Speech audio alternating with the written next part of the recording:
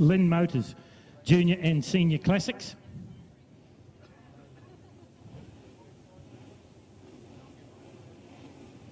David Hall and Mark Halls argue about the lead positions in race number 1. This is heat 2 for them.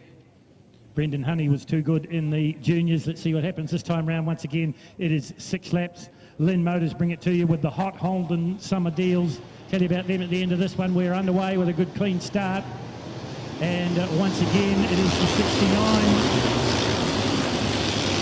of Mark Halls that goes out into the front. If you're here for heat number 1, you'll know that he led it pretty near from the flag fall last time round, and then overshot turn 1 with about 2 laps to go, and then it was a scramble for him to get back around and outside and past David Hall, and he couldn't do it, so he had to set off a second.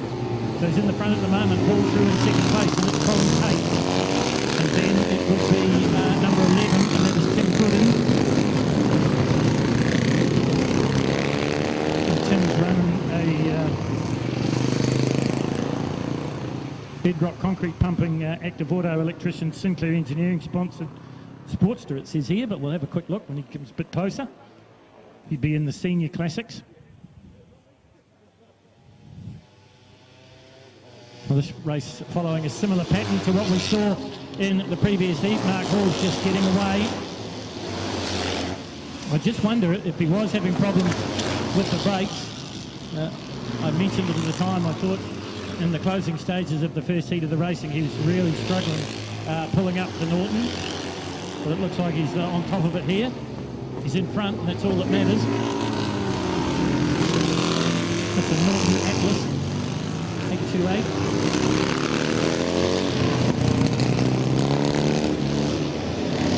Going through there is Edward Bull.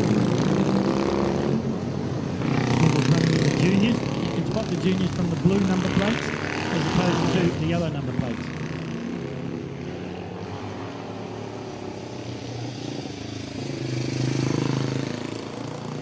Andrew Kidd goes across the line as well.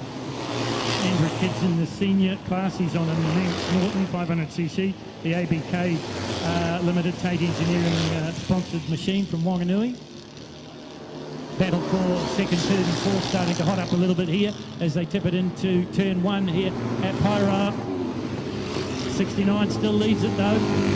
Ball getting a little bit closer, carrying a lot more speed through the Suzuki S. So this is about the stage of the race where we saw problems starting to develop for Mark Hall in the last one. I just wonder if there is a lingering brake problem on the lead Norton, because David Hall just followed up the ground there. In fact, he was quickest of all the bikes in that last lap, a 54.2 versus a 54.7. So it might be a bit different this time round.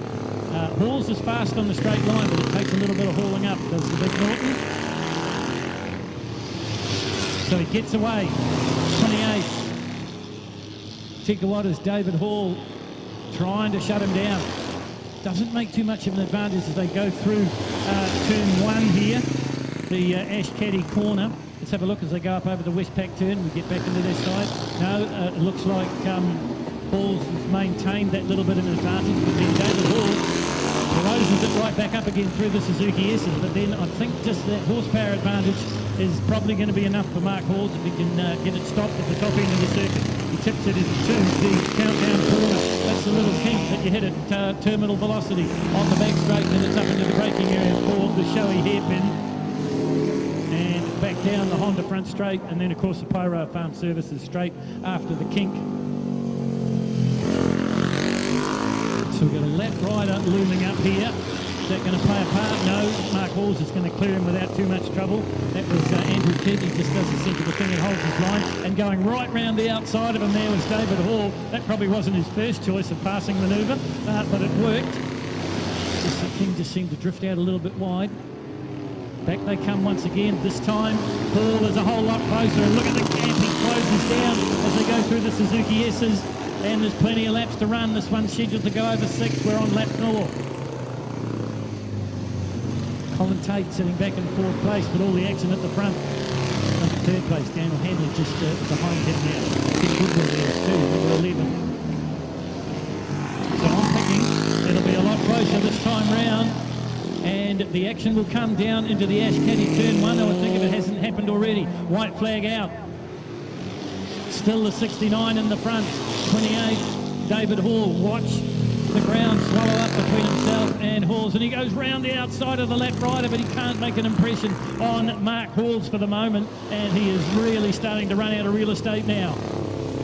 Up over the west back corner they come into the Suzuki S's for the last time. Mr. Caution, number 69, and that is Mark Halls from Auckland, the R&R Power Sports Index New Zealand Norton Atlas 828cc machine, being chased down here by David Hall at Te Awamutu, the PJ Racing and Wrecking, Dommy Developments, Norton Dominator, 500cc machine. Halls just seems to have the advantage on the straights. David Hall, coincidentally or conversely, is better in the corners than in the braking. But there's more straights than corners, and that's going to play into the favour of Mark Halls, who's going to come through and win it. David Hall sits up. He knows that it was a bridge too far, and he'll be content with second place because points being scored on the overall situation as well. 51 is Rob Chappelle. He comes through. He's a lap in arrears. Next one on the money would be the 101, and that's Wanganui's Colin Tate on yet another Norton. And in behind him would be the 331, I think it was. And that was Peter Smith, followed